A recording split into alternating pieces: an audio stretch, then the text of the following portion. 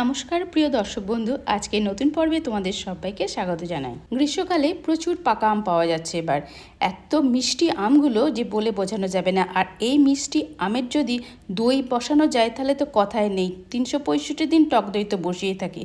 তো এই গরমে আমি কয়েকদিন কিন্তু আম দইও বানাই। তো চিনি ছাড়াই মিষ্টি মিষ্টি আম দই কী করে বানাবো সমস্ত টিপস তোমাদের সামনে শেয়ার করতে চলেছি।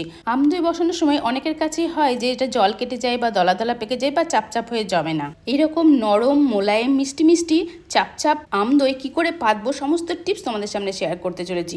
তো প্লিজ বন্ধুরা স্কিপ না করে টোটাল ভিডিওটা দেখতে থেকো। টেস্টি টেস্টি হেলদি এরকম আম দই বসানোর জন্য প্রথমে যেটা লাগবে সেটা হচ্ছে আম। বাজার থেকে আনার পর আমটাকে খুব ভালো করে ধুয়ে নিয়েছিলাম, তারপরে খোসা ছাড়িয়ে নিচ্ছি। তোমরা চাইলে এইভাবে বোটাটাকে আগে বাদ দিয়ে কিছুক্ষণ জলে ভিজিয়ে রাখবে, তাহলে বোটা থেকে আমের একটা কষ বেরোয়, সেই কষটা বেরিয়ে যাবে। তারপর খোসা ছাড়িয়ে নিতে হবে। খোসা গোটাটা ভালো করে ছাড়িয়ে নেওয়ার পর পিস পিস করে টুকরো করে নিতে হবে। এখন আমি একটা আমের খোসা এইভাবে ছুরি দিয়ে ছাড়িয়ে দেখাচ্ছি। তবে পিলারের সাহায্যে পাকা আমের খোসা ছাড়াতে গেলে অনেক সমস্যা হবে, আমটা গলে যায়। ওই জন্য ছুরি দিয়েই কিন্তু আমটা ছাড়িয়ে নেবে। ছাড়ানোর পর এইভাবে আস্তে আস্তে এইভাবে স্লাইস করে কেটে নিতে হবে।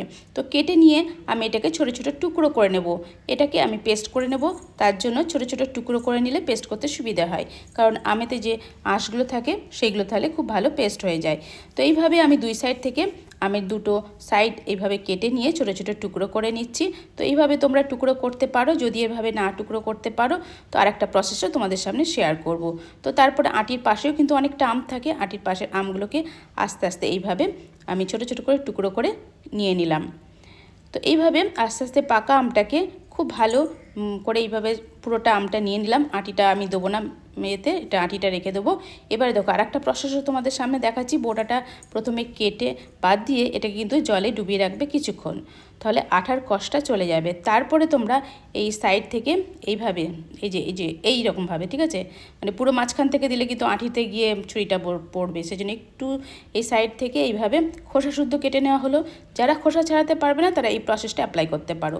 তারপরে এই সাইড থেকে যদি আস্তে আস্তে ছোটো ছোটো করে টুকরো করে নাও, দেখো কতটা সুন্দরভাবে আমগুলো খোসা থেকে বেরিয়ে আসবে দেখো তোমরা, আর দেখতেও কতটা সুন্দর লাগবে। এইভাবে এবারে এই লম্বালম্বিভাবে কেটে নিচ্ছি।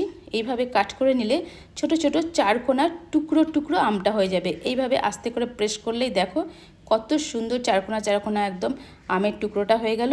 এবার এই যে চারকোনা চারকোনা আমের টুকরোটা হলো, এটা তোমার ডেকোরেশনের কাজেও যেমন ভালো লাগবে, তেমনি ছোট ছোট টুকরো করে নিতে চাইলে এইভাবে তোমরা টুকরো করে নেবে। তারপরে এরকম একটা চামচ দিয়ে আস্তে আস্তে এইভাবে ছাড়িয়ে নেবে। দেখবে খোসা থেকে আমগুলো বেশ সুন্দর ছেড়ে আসছে। আর যেহেতু পাকা আম অনেক সময়তে অনেকেই খোসা ছাড়াতে পারে না, এই প্রসেসে ছাড়িয়ে দেখবে যে আমগুলো এইভাবে ছাড়িয়ে নেওয়া যাবে আলাদা করে। খোসা থেকে ছাড়িয়ে নিয়ে কাউকে পরিবেশনও করতে পারো বা যে কোনো কাজে তুমি অ্যাপ্লাই করতে পারো আমগুলো। তো আমি এইভাবে ছোটো ছোটো টুকরো করে নিলাম। এবারে দেখতেই পাচ্ছ ছোটো ছোটো টুকরো হয়ে গেল। এবার আমি মিক্সার গ্রাইন্ডারে সব আমের টুকরোগুলো দিয়ে এটাকে একটা পেস্ট বানিয়ে নেব। তবে এর ভেতরে কিন্তু কোনো জল ব্যবহার করা একদমই যাবে না।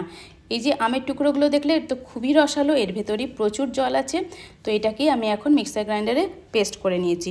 তো আমার এটা পেস্ট করে নেওয়া কমপ্লিট হয়ে গেছে, খুব সুন্দর মতন হয়ে গেছে। এখন একটা বাটিতে আমি এটা ঢেলে নিচ্ছি। তবে একটা আমের যে কোয়ান্টিটি, সেই আমের কোয়ান্টিটি আমি আমের এই রসটা কিন্তু বের করে নিয়েছি। এরপরে এর মধ্যে কিন্তু অনেক আঁশ আছে, এইগুলোকে ফেলে দিতে হবে, তা নাহলে কিন্তু দই বসানোর পর দইটা কিন্তু জমাট হবে না বা কাটার সময় ছাবড়া ছাবড়া হয়ে যেতে পারে।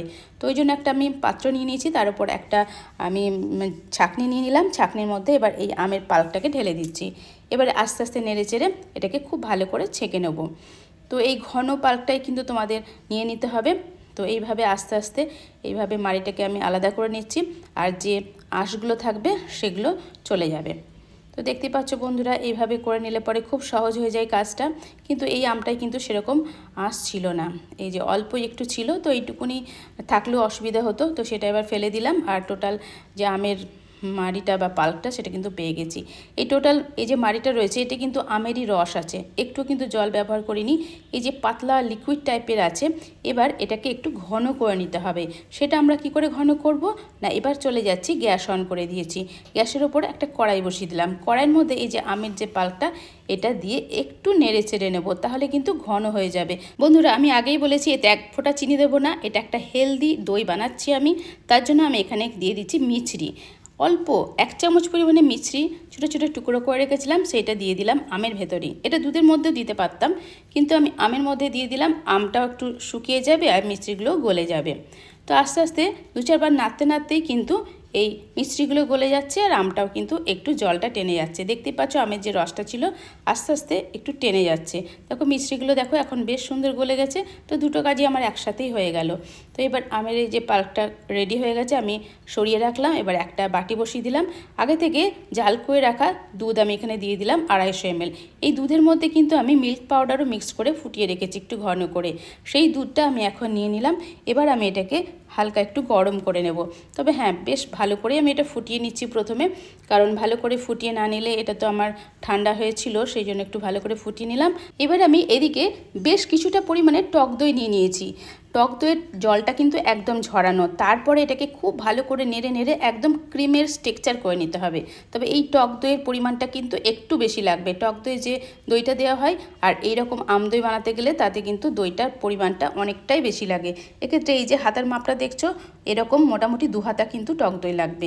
এবার এই যে আমের পাল্পটা ঘন করে রেখেছি, এটা হালকা একটু গরম আছে, এই দুধের সাথে আমি এবার একটাকে নাড়িয়ে নিচ্ছি।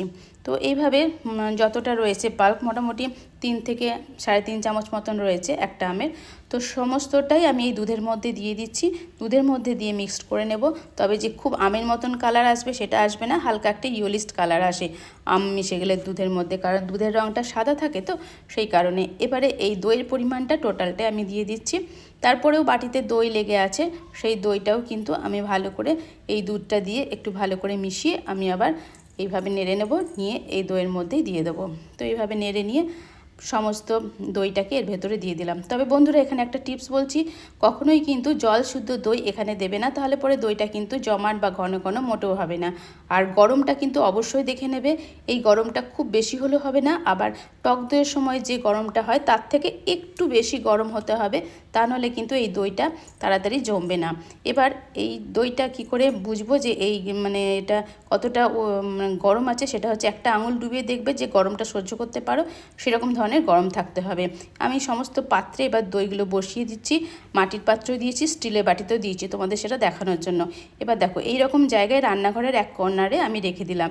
এটা কিন্তু অনেকক্ষণ টাইম লাগবে হতে, 6 থেকে 7 ঘন্টা কিন্তু এইভাবে রেখে দিতে হবে। তো 6 থেকে 7 ঘন্টা পর আমি ফিরে এসেছি। এবার দেখো দইগুলো কতটা সুন্দর জমেছে সেটাও তোমাদের সামনে দেখিয়ে দিচ্ছি। তো আমি সারা রাত্রি পেতে রেখেছিলাম রান্নাঘরের এক কর্নারে, তারপর আমি কিছুক্ষণের জন্য ফ্রিজেও ঢুকিয়ে রেখেছিলাম। এবার দেখো দইটা কতটা সুন্দর হয়েছে, কেটে অবশ্যই দেখাবো। এই দইটা কাটার পর দেখবে 1 ফোঁটা জলও বেরোবে না, কারণ আমি কিন্তু দুধটা গরম করার আগে কিন্তু তোমাদের যখন জাল দিলাম তার আগে আমি ওর ভেতরে একটু পাউডার মিল্কও মিশিয়ে নিয়ে গরম করে জাল দিয়ে ফুটিয়ে রেখেছিলাম ঘন করে। দেখো ভেতরটা দেখতে পাচ্ছ তো, ভেতরে একটুও কিন্তু জল বেরোচ্ছে না, আর কতটা সুন্দর টেক্সচারটা হয়েছে। উল্টে পাল্টে যাই করো না কেন এই দইটা কিন্তু একদমই পড়বে না, আর এতটা টেস্টি হয়েছে খেতে, হালকা মিষ্টি হয়েছে, এটা কিন্তু আমাদের শরীরে খাওয়ার জন্য খুবই উপকারী।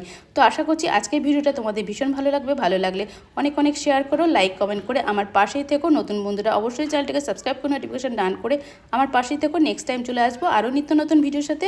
তোমরা বাড়িতে থাকো, সুস্থ থাকো, নিজের খেয়াল রেখো আর আমার ভিডিওর সাথেই থেকো।